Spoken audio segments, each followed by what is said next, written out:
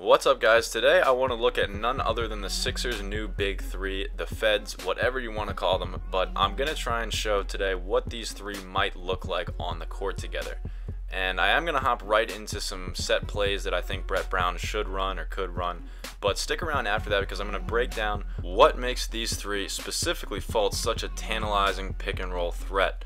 If you haven't seen much of Fultz play, I guarantee you'll learn something about his game, or maybe just about the pick and roll in general, so stick around for that right after I break down these X's and O's. But before I get to that, let's take a trip inside Brett Brown's mind and see what he might be able to draw up. And I guarantee the Sixers offense is going to look a lot different this year because Brett Brown has never had anything like this before. Now, as I started to think about teams in the past that have similar constructed teams to what the Sixers have now, the team that stood out the most is the 2014 Miami Heat, specifically with LeBron being like Simmons, Fultz being like Dwayne Wade, and Chris Bosh being like Joel Embiid. And I'm talking about their skill sets. I know they're not Hall of Famers. The one play that stood out the most was a play they use a lot with LeBron in the high post and Bosh screening for Wade, who then cuts to the basket. And you can easily see Simmons passing over the top to a cutting Fultz here. And the reason this play works so well is specifically because of Chris Bosh's ability to shoot. You can't overplay the screen because if you do, you're going to pass to a wide open Chris Bosh, or in our case Joel Embiid, who's going to drain the jump shot. And the Warriors run an almost identical play, but they actually have a couple of new wrinkles in it that I found really interesting.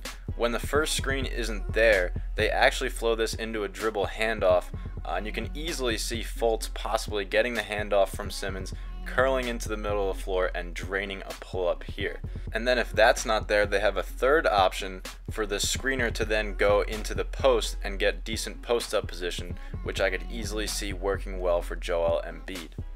Now, the next play the Sixers have to run is called elbow get, and you can just so easily imagine Simmons and Embiid instead of LeBron and Mozgov getting the screen at the elbow here and throwing easy alley-oops to one another. This close quarters pick and roll is so deadly, and Simmons and Embiid are the two perfect players to match that, and the Sixers even had that in mind.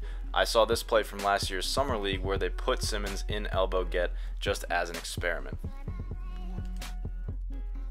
The next play the Sixers have to run is this UCLA cut play that the Spurs run, where Manu Ginobili passes the ball to the wing and then UCLA cuts off of Tim Duncan. It's really easy to imagine Simmons passing the ball down low to a cutting Fultz. And wouldn't you know it, the Cavs actually adopted this play for LeBron James to pass to Kyrie Irving.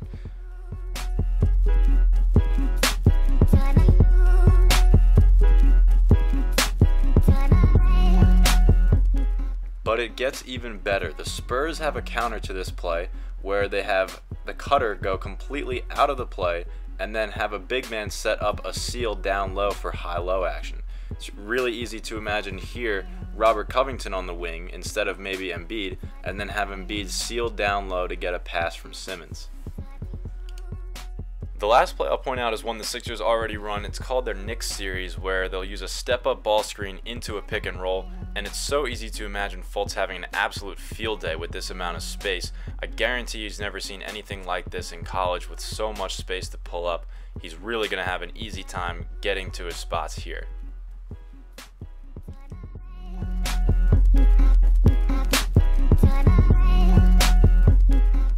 Alright, well, the set plays might be nice, but let's look at what might be the biggest benefit of adding Fultz and Simmons, and that is the pick and roll. So I'm going to take you guys through the four most common coverages that defenses are going to throw at Fultz and Simmons, and hope to explain what they might do against them and how good they might be. Well, let's start off with contain here because that is the most common pick and roll defense in the NBA. And contain is when your guard essentially fights over the screen while your big man sags into the paint to prevent the drive. The Jazz are an example of a team that do this on almost every pick and roll, and they do it really well, but Markelle Fultz is one of those guards who is going to be a really tough cover when containing a pick and roll, and that is because of his elite efficiency on pull-up jump shots. But it's not just the fact that he's efficient, it's the way that he makes these shots. He needs such little space to get his shot off and can rise up so high that putting a big man sagging way back in the paint just isn't going to be effective against Fultz at all. So because of that, big men are going to have to come out to meet him around the elbow, where he'll then dump off some nice pocket passes to the rolling Ben Simmons or Joel Embiid. And with the threat of these guys rolling, you're going to have to bump down on them with a wing defender, and then Fultz is going to sling a pass over to Robert Covington or JJ Redick.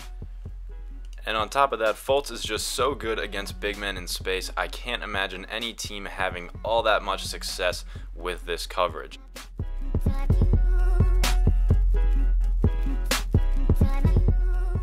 So contain is out, and if you're a defense, you're thinking you don't want him to get downhill in space.